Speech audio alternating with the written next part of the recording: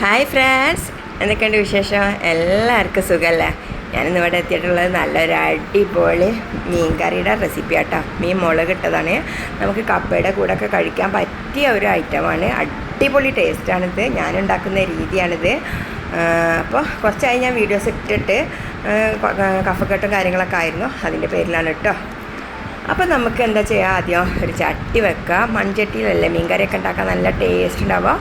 അപ്പോൾ ചട്ടി വെച്ചിട്ട് ഒരു 2-3 ടീസ്പൂണ് ഓയിൽ ഒഴിച്ചിട്ടുണ്ട്. ആ ഓയിലൊന്ന് ചൂടായി വരട്ടെ. അതിന് ശേഷം നമുക്ക് അതിലേക്കൊരു ടീസ്പൂൺ ഉലുവട്ടെടുക്കാം. പിന്നെ ഒരു ടേബിൾ സ്പൂൺ ഇഞ്ചിയും ഒരു ടേബിൾ സ്പൂൺ വെളുത്തുള്ളിയും കൂടെ ചേർത്ത് കൊടുക്കാം. എന്നിട്ട് അതിൻ്റെ കൂടെ തന്നെ നമുക്കൊരു സവാളയും കൂടെ ചെറുതാക്കി അരിഞ്ഞിട്ട് അതും കൂടെ ചേർക്കാം. അതിനുശേഷം നന്നായിട്ട് നിന്ന് ഇളക്കി കൊടുക്കാം. പിന്നെ കുറച്ച് കറിവേപ്പിലയും കൂടെ ഇട്ടെടുക്കാം. പിന്നെ ഒരു 2 പച്ചമുളക്, ഒരു 3 പച്ചമുളക് എടുത്തിട്ടുണ്ട്. അത് നീളത്തിലാണ് കീറിയിട്ട് ഇട്ടെടുത്തിട്ടുണ്ട്. പിന്നെ വലിയ ഒരു 2 തക്കാളിയാണ് കേട്ടോ എടുത്തിട്ടുള്ളത്. ഞാൻ പല തരത്തിലും മുളകിടും, പക്ഷേ ഈ ഒരു രീതി ഭയങ്കര ടേസ്റ്റാണ് കേട്ടോ. അപ്പോൾ ഒരു ടീസ്പൂണ് മഞ്ഞൾപ്പൊടി, അതിലേക്ക് മുളക് പൊടി ഒരു 1.5 ടീസ്പൂണോളം മുളക് പൊടി ഇട്ടെടുത്തിട്ടുണ്ട്. പിന്നെ നമുക്കതിലേക്കൊരു 1/4 ടീസ്പൂണോളം മല്ലിപ്പൊടി ചേർക്കാം. മല്ലിപ്പൊടി കൂടരുത്, ഇതൊരു ടേസ്റ്റിന് വേണ്ടി മാത്രം ചേർക്കുന്നതാണ്. പിന്നെ നമുക്കൊരു കളറൊക്കെ കിട്ടാൻ വേണ്ടിയിട്ട് ഒരു ടീസ്പൂൺ കാശ്മീരി ചില്ലി പൗഡറും കൂടെ ചേർത്ത് കൊടുക്കാം. എന്നിട്ട് നന്നായിട്ട് നിന്ന് ഇളക്കി യോജിപ്പിക്കാം. പിന്നെ പാകത്തിനുള്ള ഉപ്പും കൂടെ ഒന്ന് ചേർത്ത് കൊടുക്കാം. എൻ്റെ സൗണ്ടിന് എന്തെങ്കിലും മാറ്റം ഉണ്ടെങ്കിൽ എന്നോട് ക്ഷമിക്കണം കേട്ടോ. കാരണം സുഖമില്ല, അങ്ങനെ സൗണ്ടൊക്കെ പോയിട്ടിരിക്കുന്നു. അപ്പോൾ അതിൻ്റെ പേരിലാണ് വീഡിയോസ് ഇടാഞ്ഞത്.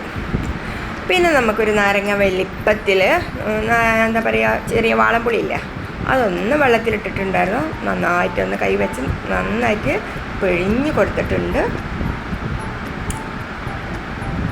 ഒരു നാരങ്ങൻ്റെ വലുപ്പത്തിലെടുക്കണം കേട്ടോ. നെല്ലിക്കായുടെ വലുപ്പത്തിലല്ല, നാരങ്ങയുടെ വലുപ്പം. ഒരു ബോൾസാക്കി കഴിഞ്ഞാൽ ഏകദേശം നമ്മൾ ചെറുനാരങ്ങൻ്റെ ഒക്കെ വലുപ്പം ഉണ്ടാവില്ല, അത്രയും വലുപ്പത്തിൽ എടുത്തിട്ടുണ്ട്. ഇനി നമുക്ക് ഇതിലേക്ക് ആവശ്യത്തിനുള്ള വെള്ളം കൂടെ ചേർത്ത് കൊടുക്കാം.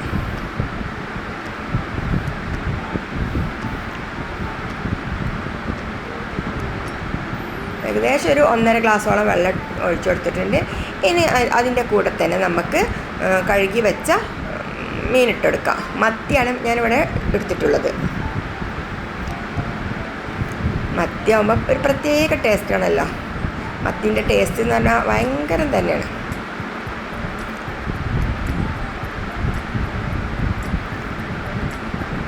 എല്ലാവർക്കും ഇത് ഇഷ്ടപ്പെടുന്ന ഒരു റെസിപ്പിയാണ് കേട്ടോ.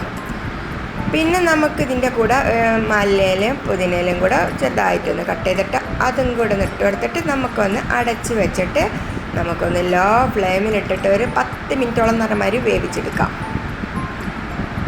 അങ്ങനെ ഇത് എന്താ പറയുക, ലെവലായിട്ടുണ്ട് കേട്ടോ.